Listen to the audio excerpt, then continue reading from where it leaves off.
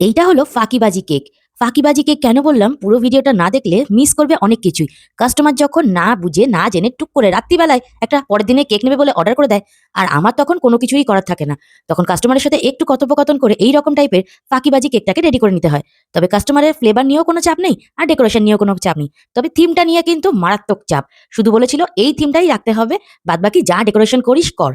আর ফ্লেভারটা একেকবার একেকটা দিই। তবে এই লাস্ট দুবার কেক নিলেও ম্যাঙ্গো ফ্লেভারটাই করেছি।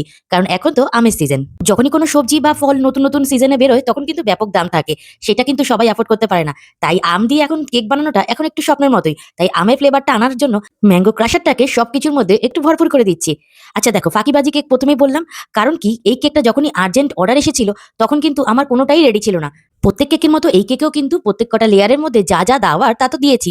আর এই কেকে আমি কোনো ক্র্যাম কোটিং আলাদা করে করিনি। পুরো একবারে ক্রিম দিয়েছি আর ফাইনাল ডেকোরেশনের জন্য এটাকে রেডি করে নিয়েছি। কারণ এতটা সময় আমার হাতের মধ্যেই ছিল না যে এটাকে আমি দুবার সেট করতে দেবো। তাই একবারে ফাইনাল ক্রিমটা দিয়েছি আর ফাইনাল ডেকোরেশনটা দেখার জন্য অবশ্যই কিন্তু পেজটাকে ফলো দিয়ে রাখো। তবেই তো বুঝতে পারবে কেকের ডেকোরেশনটা দেখে কেন এর নাম ফাঁকিবাজি কেক। যখন সময় থাকে তখন তো মন দিয়ে কেকটা বানাই। যখন সময় না থাকে তখন মন দিয়ে বানাই, কিন্তু ফাঁকিবাজি কেকটা বানাই। তবে হ্যাঁ, একটা জিনিস মাথায় রাখি, কেক এমন বানাবো যে আমি বানানোর পর হ্যাপি আর কাস্টমারও দেখে হ্যাপি। এবার বলো ভিডিও দেখে তোমরা কতটা হ্যাপি?